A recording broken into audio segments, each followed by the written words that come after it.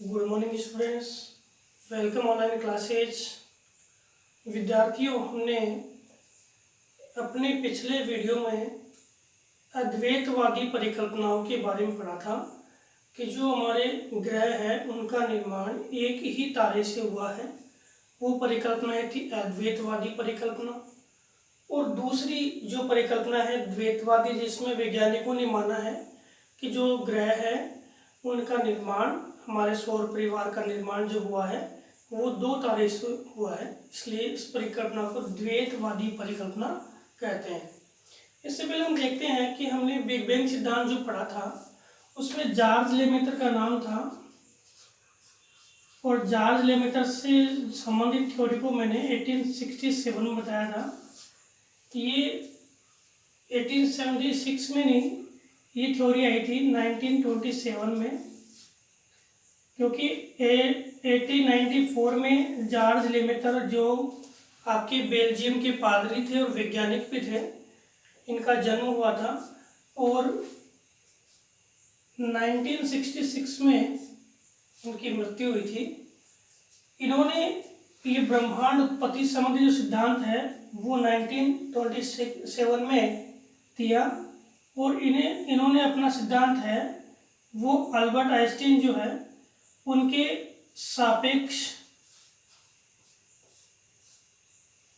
सापेक्षवाद के सिद्धांत पर दिया था। और उन्होंने कहा था कि ब्रह्मांड है वो संकुचित अवस्था में था, और अचानक उसमें संकुचित अवस्था के अंदर जो ब्रह्मांड था उसमें आपसी घर्षण के कारण क्या हुआ, विस्फोट हुआ।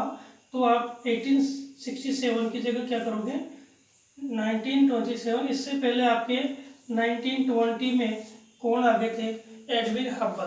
कौन आगे थे, एडविन हब्बल, एडविन हब्बल ने हालांकि सिद्धांत इन्होंने पहले और जो दिया था, लेकिन ये प्रतिपादित हुआ। तो एडविन हब्बल ने भी जो सिद्धांत दिया वो लेमेटर के सिद्धांत पे आधारित था। अब हम देखते हैं कि द्वैतवादी जो परिकल्पना है,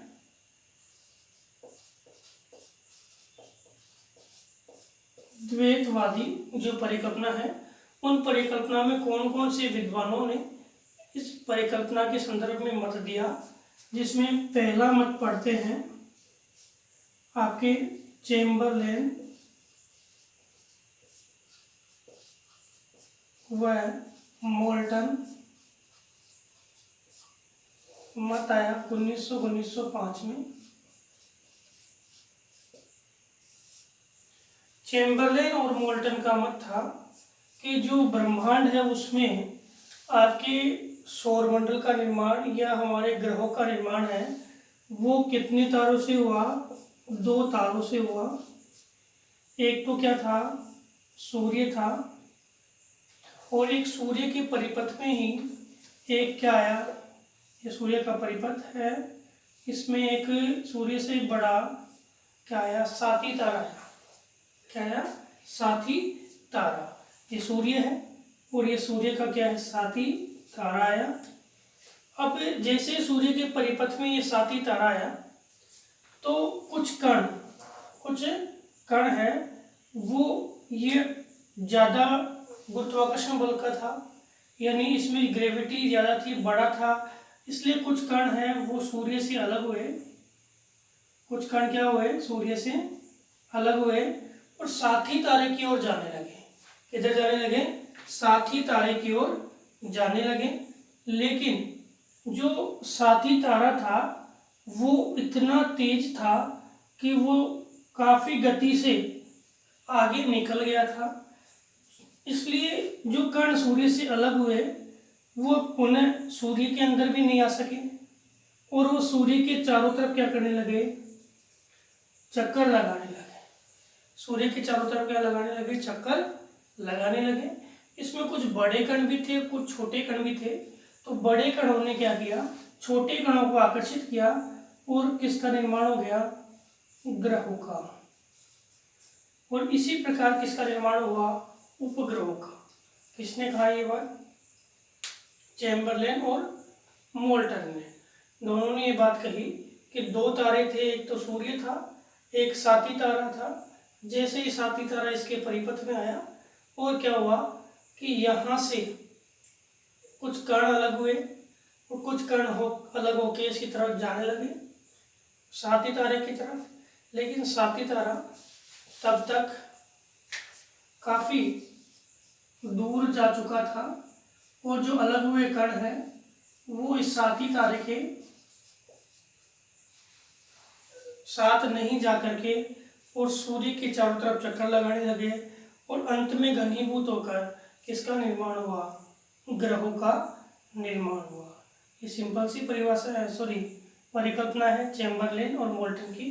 तो ये ग्रह के अणु है, ग्रह के अणु है, इस अलग हुए इसलिए इसको परिकल्पना को नाम दिया गया ग्रहाणु सिद्धांत परिकल्पना। क्या नाम दिया गया, ग्रहाणु सिद्धांत परिकल्पना। इस ग्रहाणु सिद्धांत परिकल्पना के अंतर्गत देखें तो इसकी आलोचना एक तो ये थी कि इससे जो निकलने वाले कण थे वो छोटे बड़े जो कण थे वो अपने आप ही संयोजित होकर ग्रहों के रूप में बने, लेकिन वह एक ही परिपथ का अनुसरण क्यों करते हैं। सभी के सभी ग्रह है वो सूर्य के परिक्रमण में एक ही परिपथ का अनुसरण क्यों करते हैं, एक तो ये प्रॉब्लम। दूसरी, इसमें बताया गया सूर्य तो आरंभ में था, तो आरंभ में कौन सी अवस्था में था, ठोस अवस्था में। तो सूर्य की ठोस अवस्था वर्तमान में भी किस प्रकार ठोस है या गैसीय है, इसका सूर्य जो आरंभ में कौन सी अवस्था में बता रहा है इसमें ठोस अवस्था में, तो वर्तमान में सूर्य है ठोस अवस्था में क्यों नहीं है। उसमें जो लिक्विड फॉर्म सॉरी गैसीय अवस्था है वो किस प्रकार से पाई जाती है, इसके बारे में ये आलोचना आई सामने। चैम्बरलेन और मोल्टन के बाद जो दूसरी परिकल्पना आई, चैम्बरलेन और मोल्टन की परिकल्पना का नाम क्या था, ग्रहाणु सिद्धांत परिकल्पना। कौन सी, ग्रहाणु सिद्धांत परिकल्पना। इसके बाद जो दूसरी परिकल्पना हम पढ़ेंगे, इसके बाद एक तो है जेम्स जीन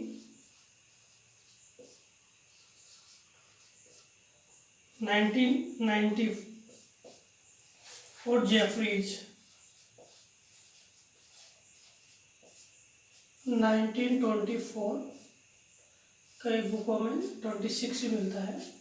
तो जेम्स जीन और जेफरीज इन दोनों ने जो परिकल्पना दी, इसमें जो पदार्थ निकला सूर्य से, उस सूर्य से निकले हुए पदार्थ को इन्होंने फिलामेंट्स या ज्वार की संज्ञा दी, इसलिए इस परिकल्पना को क्या नाम दिया गया, ज्वारीय परिकल्पना। क्या नाम दिया, ज्वारीय परिकल्पना। विद्यार्थियों, इन्होंने कहा कि सूर्य एक तारा था और इस सूर्य के परिपथ में वही सेम परिकल्पना किसने कही जो आपके चैम्बरलेन मोल्टन ने ग्रहाणु सिद्धांत दिया, वही परिकल्पना इन्होंने कही कि एक साथी तारा जो सूर्य से बड़ा था इसके परिपथ में आया और इसके परिपथ में आकर के इसका ग्रेविटी फोर्स क्या था, ज़्यादा था। जैसे ये साथी तारा इस परिपथ में आया तो सूर्य से अणु नहीं निकले, क्या निकला, एक फिलामेंट निकला, एक भाग सूर्य से अलग हुआ। ये सूर्य है और इससे एक फिलामेंट वो क्या हुआ, अलग हुआ और ये साथी तारे के आकर्षण में था। धीरे धीरे ये क्या हुआ, इससे अलग हो चुका, साथी तारे की ओर जाने लगा। लेकिन साथी तारा क्या था, दूर जा चुका था। अब ये दूर चला गया तो ये फिलामेंट जो है वो सूर्य के ही चारों तरफ क्या लगाने लगा, चक्कर लगाने लगा। क्या लगाने लगा, सूर्य के ही चारों तरफ चक्कर लगाने लगा और ये धीरे धीरे शीतल हुआ। जो घूर्णन है उसके कारण, परिक्रमण के कारण ठंडा होने लगा, ठंडा होकर के सिकुड़ने लगा और जैसे ये सिकुड़ने लगा तो यही फिलामेंट है वो विभिन्न ग्रहों के रूप में क्या हो गया, डिवाइड हो गया। फलस्वरूप किसका निर्माण हुआ, आपके ग्रहों का निर्माण हुआ। इसी प्रक्रिया में जो कण रह गए, जो डिवाइडेशन में जो कण है विखंडित हुए, उसी आधार पे किसका निर्माण हुआ, उपग्रहों का निर्माण हुआ। ये किसने कहा, जेम्स जीन ने और जेफरीज ने। जेम्स जीन और जेफरीज ने अपनी इस परिकल्पना में कहा कि जो तारे हैं, ये जो तारा सूर्य के पास जो तारा आया, तो इसके अलावा भी तो तारे थे, उन तारों से ऐसा विखंडन क्यों नहीं हुआ। इस आधार पे जेम्स जीन की परिकल्पना है वो आलोचनात्मक परिदृश्य में आ गई। तो एक बार जेफरीज और जेम्स जीन की परिकल्पना को देखते हैं। बहुत ही ईजी परिकल्पना है कि एक तो क्या था, सूर्य था, सूर्य अपने परिपथ में भ्रमण कर रहा था। उसी दौरान एक बहुत बड़ा तारा, सूर्य से भी काफ़ी गुना बड़ा, वो सूर्य परिपथ में आया।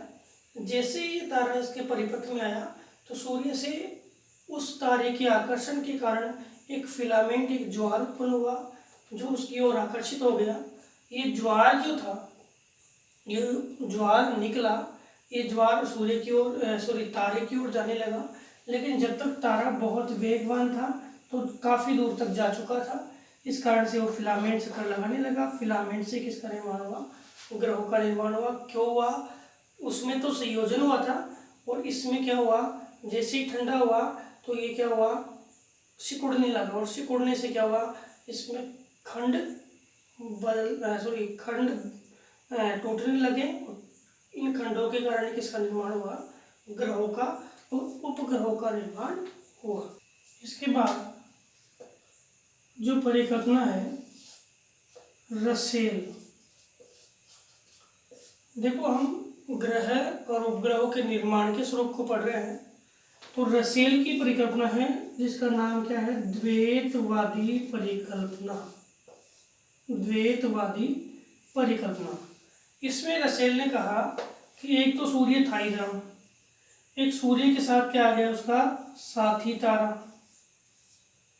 फिर इसके साथ एक तारा और, मतलब दो तारे, सूर्य के अलावा कितने, दो तारे। अब जो दूसरा तारा आया, इस दूसरे तारे के कारण इस तारे से क्या हुआ, कुछ कण अलग हुए, फिलामेंट अलग हुआ। किसके कारण, इस साथी तारे से। ये साथी तारा था, एक तारा और आ गया, तो इस तारे के से क्या हुआ, फिलामेंट्स अलग हुआ। और ये जो फिलामेंट्स था वो अलग होके इस तरफ जाने लगा। लेकिन ये तारा क्या है, निकल चुका था। साथ ही साथ इससे दूर गया और ये तारा भी क्या है, निकल गया। लेकिन ये फिलामेंट्स कौन, किसके परिपथ में आ गया, सूर्य के परिपथ में आ गया। और सूर्य के परिपथ में ये तारा भी निकल गया। जैसे दूर गया, ये तारा भी वेगवान था, निकल गया। न तो उस तारे के साथ जा सका, नहीं इस तारे के साथ जा सका। और ये किस परिपथ में आ गया, सूर्य के परिपथ में आ गया। और इससे ही किसका निर्माण हुआ, ग्रहों का निर्माण हुआ। ये सामान्य दो तारों से परिकल्पना मानी गई है। एक तो आपके जो सूर्य का साथी तारा है और एक इसके अतिरिक्त दूसरा तारा है। इसके बाद रसेल की परिकल्पना के बाद ये कौन सी परिकल्पना है, द्वैतवादी। कौन सी है, रसेल की कौन सी परिकल्पना है, द्वैतवादी। इसके बाद हम देखते हैं होयल व लिलिंटन, पढ़ा हुआ है, मैंने बताया था उस समय। लिलिंटन परिकल्पना का नाम है नोवा परिकल्पना। इसमें होयल और लिलिंटन ने अपने विचार क्या प्रस्तुत किए। होयल ने कहा कि एक जो तारा, देखो वैसे ब्रह्मांड के जितने भी पदार्थ हैं वो सारे पदार्थ हैं वो आपके हीलियम और हाइड्रोजन से बने हैं, आणविक पदार्थों से बने हैं। और इनमें जो तारा प्रतिरूप हमने पढ़ा था कि तारों में जब परमाणु जो आपके नाक के संलयन और विखंडन दो क्रियाएं होती है और लास्ट में इस क्रिया में जब तारा है अपने आंतरिक भाग तक टूटने लग जाता है तो उसमें विस्फोट होता है। इसे हम सुपरनोवा विस्फोट कहते हैं। और उसी सुपरनोवा विस्फोट से जुड़ी हुई ये परिकल्पना है। इसमें क्या कहा गया कि एक तारा था और इसके तारे के समीप ही सूर्य और बृहस्पति जितनी दूरी पे ही क्या है, आपके सूर्य था। सूर्य और बृहस्पति जितनी दूरी पे क्या था, सूर्य था। इसने कहा कि इस तारे में अचानक क्या हुआ, विस्फोट हुआ। और तारे में विस्फोट हो सकता है, तारे में भी क्या हुआ, विस्फोट हुआ। और ये तारा है विस्फोट के कारण क्या हुआ, फैल गया। विस्फोट में जैसे फैलते हैं ना, बिग बैंग में फैला था, उसी प्रकार से इसका पदार्थ फैल गया। होयल ने तो कहा कि इसका पदार्थ है वो असमान रूप से फैला, एक साइड में ज्यादा और एक साइड में कम। लेकिन लिलिंडर ने कहा कि इसका पदार्थ है उसके चारों तरफ है समान रूप से फैला। बस इतना सा अंतर है इसमें। इसने कहा समान रूप से फैला, इसने कहा असमान रूप से फैला। अब जो पदार्थ सूर्य के नजदीक था या सूर्य की तरफ ज्यादा फैला और सूर्य की तरफ ज्यादा फैला, तो सूर्य के गुरुत्वाकर्षण में ये पदार्थ आ गया। और जैसे ये पदार्थ सूर्य के गुरुत्वाकर्षण में आया तो सूर्य ने क्या किया, उस पदार्थ को अपनी ओर आकर्षित किया और पदार्थ है वो क्या हुआ, धीरे धीरे घनीभूत होने लगा। और घनीभूत होकर के ये पदार्थ किसमें कन्वर्ट हो गया, ग्रहों में कन्वर्ट हो गया। ये किसने परिकल्पना दी, होयल ने और लिलिंटर ने। बस इसमें अंतर इतना ही है, इसने कहा था पदार्थ है वो असीमित फैला, एक साइड में बहुत ज़्यादा और एक साइड में बहुत कम। इसने कहा पदार्थ है वो उसकी चारों तरफ फैला। किसने कहा, होयल व लिलिंटर ने कहा कि पदार्थ है वो उसके चारों तरफ फैला। और किसका निर्माण हुआ, ग्रहों का निर्माण हुआ। इसके बाद हम जो हमने द्वितारक परिकल्पनाएं देख ली। अब हम गैसीय परिकल्पनाओं के आधार पर देखें तो आपके गैसीय आधारित परिकल्पनाओं में नवीनतम आधुनिक परिकल्पना जिसे बोलते हैं वो है आपके ओटो सिग्म की परिकल्पना का नाम है अंतरतारक दूली परिकल्पना। क्या नाम है, अंतरतारक दूली परिकल्पना। अंतरतारक दूली परिकल्पना जो है उसमें क्या कहा गया, इस परिकल्पना में कहा गया, ओटो सिग्म में 1943 प्रकाशित वर्ष आता है 50, इसलिए 50वीं इसको बोलते हैं, 50 में इस परिकल्पना का प्रकाशन हुआ। तो ये जो परिकल्पना है इसमें इन्होंने कहा कि सूर्य है वो आकाशगंगा में विचरण कर रहा था और इस आकाशगंगा में विचरण करते समय सूर्य के परिपथ में या सूर्य के क्षेत्र में एक आकाशगंगा में धूल के कण इसके परिपथ में आए और वो धूल के कण है सूर्य के चारों तरफ क्या लगाने लगे, चक्कर लगाने लगे। क्या लगाने लगे, वो धूल के कण सूर्य के चारों तरफ क्या लगाने लगे, चक्कर लगाने लगे। धीरे धीरे ये धूल के कण है वो चक्कर लगाते लगाते लगाते वो क्या होने लगे, घनीभूत होने लगे। सामान्य सी यही बात, वो जैसे चक्कर लगा रहे थे, चक्कर लगाते लगाते लगाते क्या हो गए, घनीभूत होने लगे, आपस में वो संयोजित होने लगे। और इसी संयोजन के परिणाम स्वरूप ये जो है ग्रह बने, उपग्रह बने। तो ओटो सिग्म ने क्या कहा कि ये जो ब्रह्मांड में फैले आद्य पदार्थ है, जो धूल के कण है, वो सूर्य के चारों तरफ आए और सूर्य के चारों तरफ आकर के और उसके चक्कर लगाने लगे और चक्कर लगाने के कारण वो घनीभूत हुए और घनीभूत होने के बाद किसका निर्माण हुआ, आपके ग्रहों का निर्माण हुआ। और इसी स्थिति में आपके किसका, उपग्रहों का निर्माण हुआ। तो सामान्य परिकल्पना हमने जो पढ़ी आज, द्वैतवादी हमने पिछले वीडियो में पढ़ी थी, द्वैतवादी परिकल्पना आज पढ़ी है। एक बार मैं परिकल्पनाओं के नाम रिपीट कर देता हूँ। जैसे अद्वैतवाद में हमने पढ़ा था, अद्वैतवाद में सबसे पहले हमने पढ़ा आपके कांट वायव्य राशि, दूसरा हमने पढ़ा लाप्लास, लाप्लास की कौन सी थी, निहारिका। फिर द्वैतवाद में देखें तो द्वैतवाद में हमने चेम्बरलेन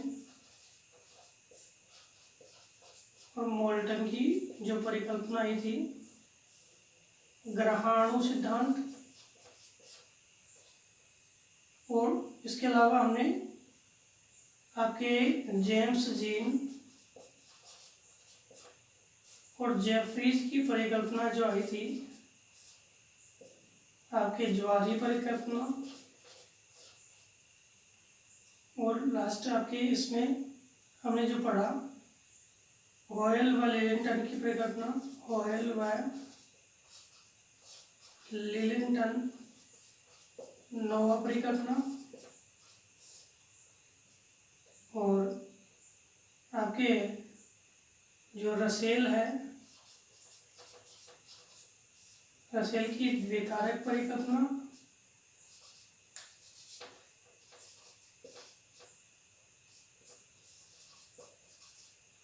और आपके अंतर कारक धुली है जो गैसीय आधारित परिकल्पना है, वो किसकी है, ओटो शिपमैन।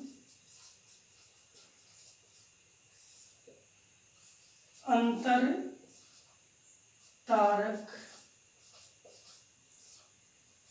धुली परिकल्पना,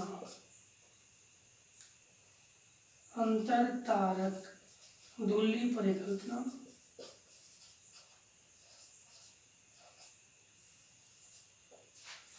ये परिकल्पनाएं हमने पढ़ी जो हमारे कोर्स में इन सभी परिकल्पनाओं का जिक्र हुआ है। तो विद्यार्थियों, अगले वीडियो में हम जो अगला बिंदु जो हमारे ग्रह निर्माण से जुड़ा हुआ है, जैसे आपके चंद्रमा की उत्पत्ति, सौरमंडल आदि पढ़ेंगे।